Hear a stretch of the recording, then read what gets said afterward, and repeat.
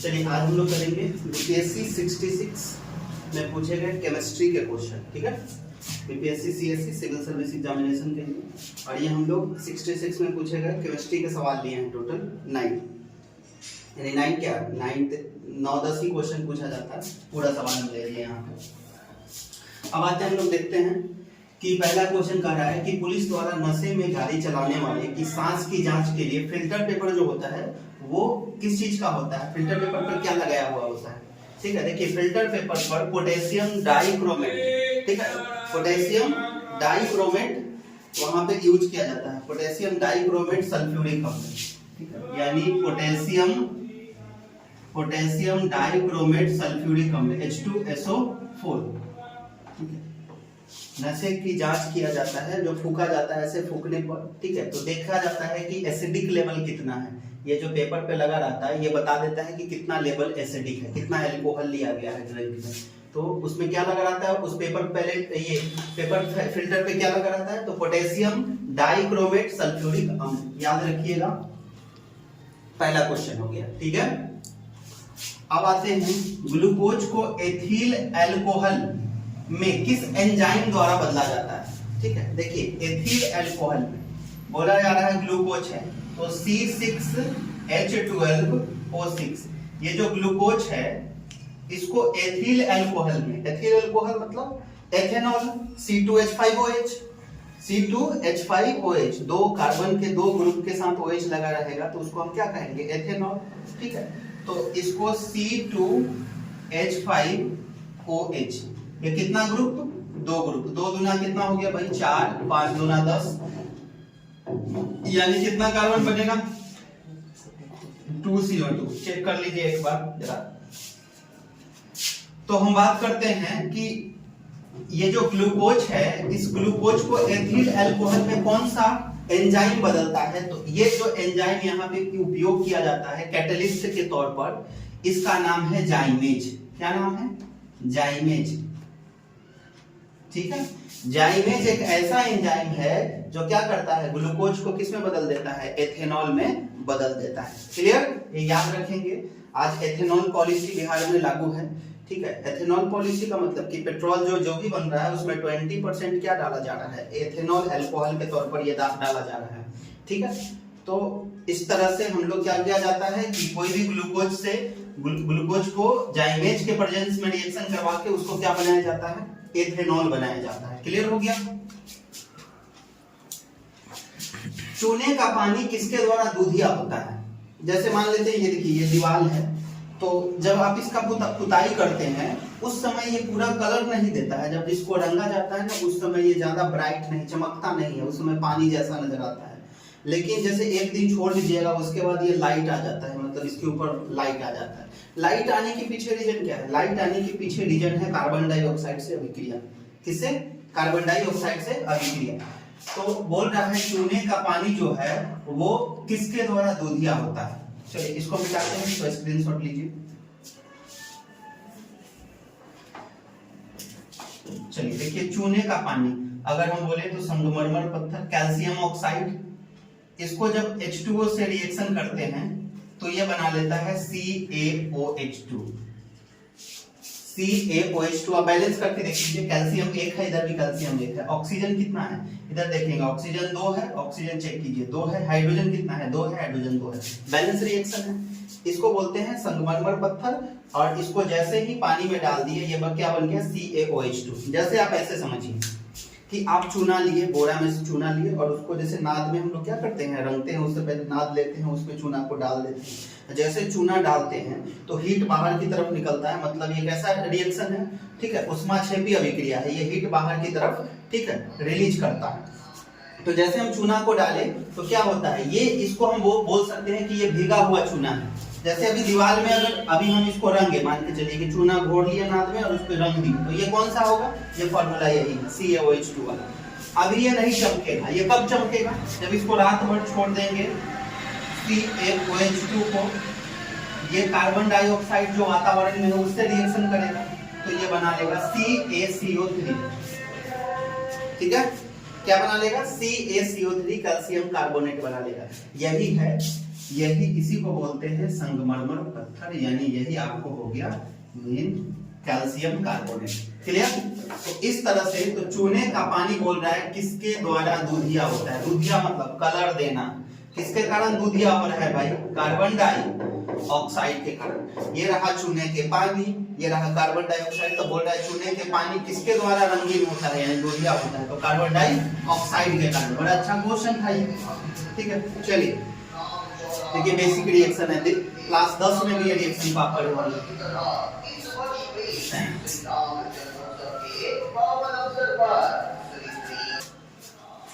चलिए अब आते हैं, ये पेट्रोल तथा डीजल के अधूरे जलने से कौन सा गैस उत्पन्न होता है? देखिए भाई, पेट्रोल और डीजल जब पूरा जलेगा तो क्या होगा? सबसे पहला बात ये तो क्वेश्चन में पूछा अधूरा जलना। जब पूरा जलेगा तो क्या होगा? पेट्रोल और डीजल को पूरा जलाइएगा तो क्या क्या गैस निकलेगा? पहले तो बर्बाद करने वाला कार्बन डाइऑक्साइड, ठीक है, ये, और उसके बाद सल्फर, ठीक है। इसके बाद जो गैस निकलेगा वो क्या होगा? आपको सल्फर। अम्ल वर्षा करवाने में सबसे ज्यादा योगदान किसका? सल्फर का। और कार्बन डाइऑक्साइड पॉल्यूशन का तो सबसे बड़ा कारण है। तो अगर पूरा जलेगा तो ये देगा, लेकिन अगर अधूरा जल गया तो अधूरा जलेगा तो वो और खतरनाक होगा। और खतरनाक बोले तो अधूरा जलने पर कार्बन मोनोऑक्साइड देगा। क्या देगा? जब पेट्रोल और डीजल अधूरा जलता है तो कार्बन मोनोऑक्साइड देता है, जब पूरा जलता है तो क्या देता है? कार्बन डाइऑक्साइड और सल्फर। क्लियर? चलिए हो गया ये वाला क्वेश्चन। आगे बढ़ते हैं। एक घोल का पीएच मान 3 है, 3 से 6 हो गया। अब बताइए, सोरेनसन स्केल का नाम सुने हैं? सोरेनसन स्केल क्या होता है? पीएच वैल्यू को बताता है। थोड़ा सा हम पीएच वैल्यू पर बात करते हैं। अगर पीएच मान 7 से कम है तो हम बोलते हैं कि वो जो लिक्विड है, अगर हम चेक करते हैं कि अगर उसका पीएच वैल्यू, ठीक है, 7 से कम है तो बोलते हैं वो एसिड है। जितना पीएच वैल्यू कम रहेगा वो उतना मजबूत एसिड होगा। सबसे मजबूत एसिड कौन है? Hydrochloric acid HCl। उसका पीएच वैल्यू क्या होता है? 2.1, यानी उसका जो होता है, यानी जितना पीएच वैल्यू कम होगा वो अच्छा एसिड होगा, और जितना पीएच वैल्यू ज्यादा होगा वो क्या होगा? स्ट्रॉन्ग बेस होगा, मतलब उसकी एसिडिटी कम होगी। जरा क्वेश्चन गौर कीजिए, पीएच वैल्यू 3 से 6 हो गया। इतना तो आप दिमाग लगा लीजिएगा कि 3 से 6 हो जाना मतलब इसके एसिडिक स्ट्रेंथ को कम हो जाना है। मतलब पहले पीएच 3 था, उसके बाद 6 हो गया, मतलब अब ये अपना एसिडिक गुण खो दिया होगा।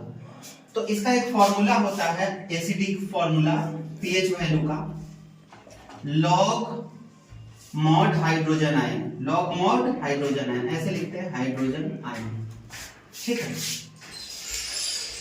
तो यहां चेक किया जाए कि 3 से 6 हो जाना, तो 3 से 6 हो जाना मतलब फाइनल कितना हो गया? फाइनल हो गया 6, और इनिशियल कितना था? इनिशियल था कितना? 3।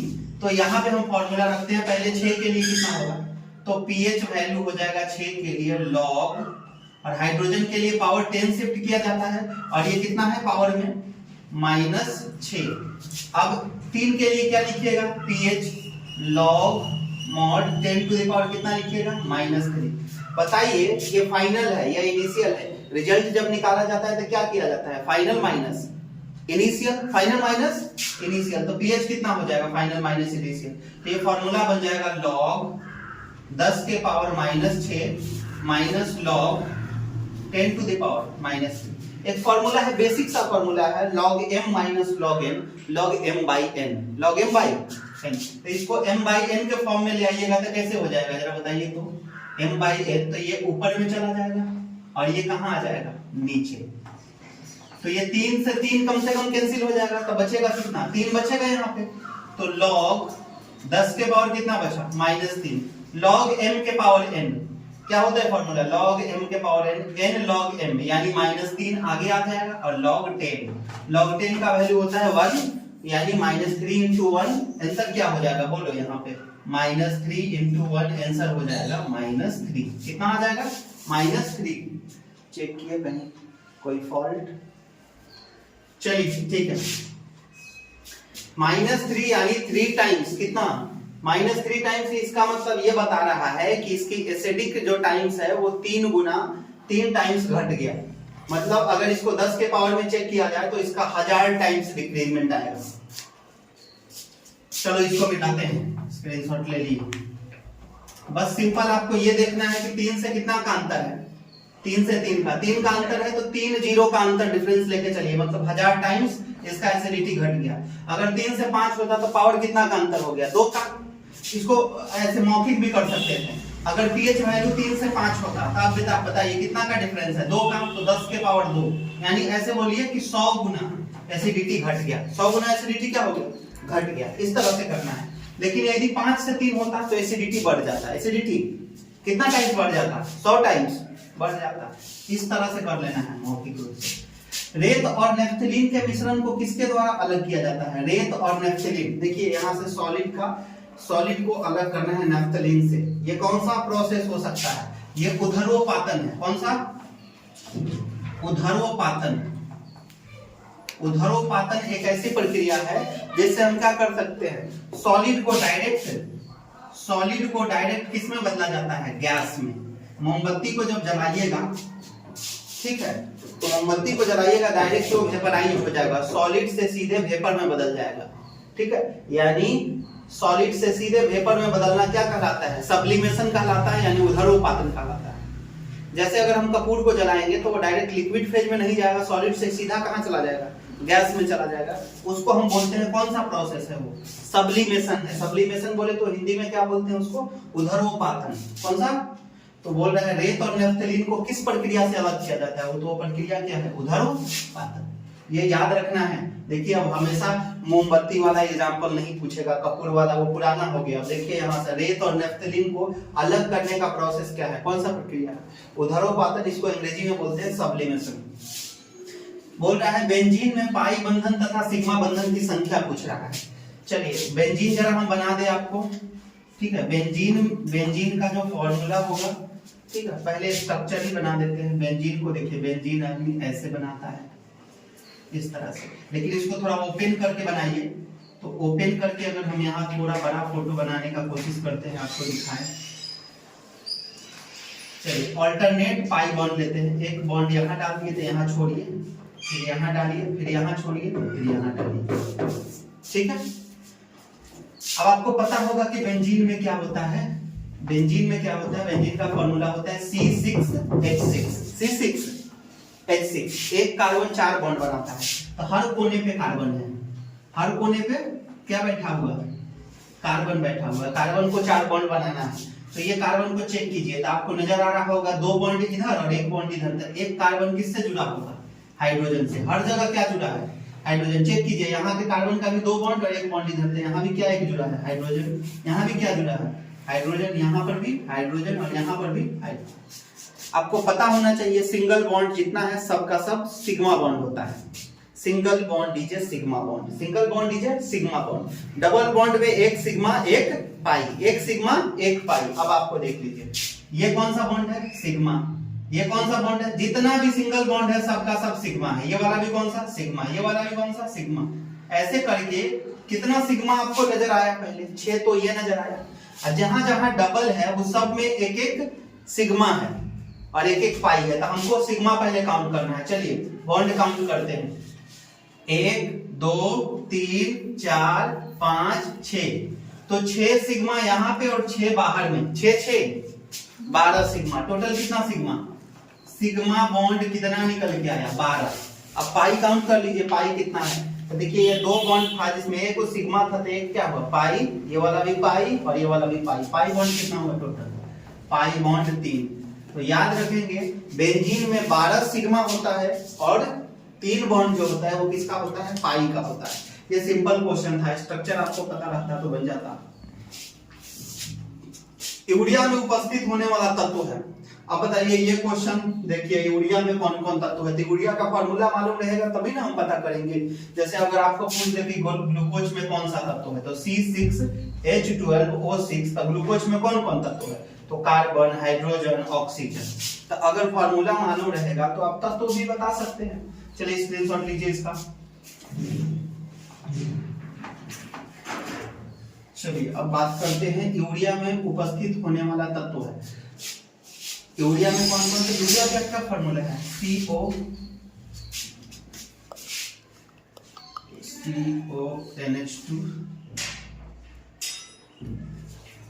NH2CO NH2 चेक करेंगे हाइड्रोजन कार्बन, हाँ ठीक है। NH2 कार्बन CO से एक तरफ NH2 और दूसरी तरफ भी NH2। क्या क्या नजर आया आपको यूरिया में? एक तो नाइट्रोजन नजर आया, उसके बाद हाइड्रोजन, कार्बन और ऑक्सीजन। ठीक है, देख लीजिए यूरिया में क्या क्या होता है, नाइट्रोजन, हाइड्रोजन, कार्बन और ऑक्सीजन, ये यूरिया में उपस्थित होने वाला तत्व। क्लियर? यूरिया का फॉर्मूला मालूम होना चाहिए। क्या है यूरिया का फॉर्मूला? बड़ा आसान है, ये देखिए बीच में CO लिख लीजिए, इस तरफ NH2 उधर भी NH2, यानी CO NH2 NH2 ऐसे करके याद रखना है। ठीक है, लैब में बनने वाला पहला, ठीक है, ऑर्गेनिक कंपाउंड क्या है? यूरिया ही।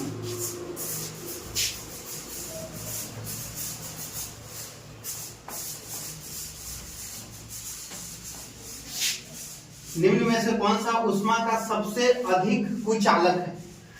कुचालक पूछा है, मतलब हीट इसमें किसमें नहीं आता है, मतलब उसको गर्म करने पर भी वो गर्म नहीं होता है। तो अगर हम बात करते ये गर्म हो जाता है, शीशा भी हो जाएगा। ठीक है, पारा, हाँ। चलिए देखिए, निम्न में कौन ऊष्मा का सबसे अधिक कुचालक है? पारा के बारे में क्या पता है? पारा जो है विद्युत का सुचालक है। पारा जो है, पारा में करंट आएगा, बिल्कुल आएगा, करंट तो आएगा, लेकिन बाबू ये हीट नहीं आएगा इसमें। तो इसलिए कहा गया है पारा जो है वो विद्युत का तो सुचालक है, लेकिन ऊष्मा का क्या है? कुचालक है। ऊष्मा का क्या है? कुचालक है। याद रखिए, पारा की ये प्रॉपर्टी होती है। चलिए, कंप्लीट हुआ। आज हम बीपीएससी 66 के लिए आपको केमिस्ट्री करवाएं। ठीक है, हम बायो का एक वीडियो दे देंगे यहाँ से।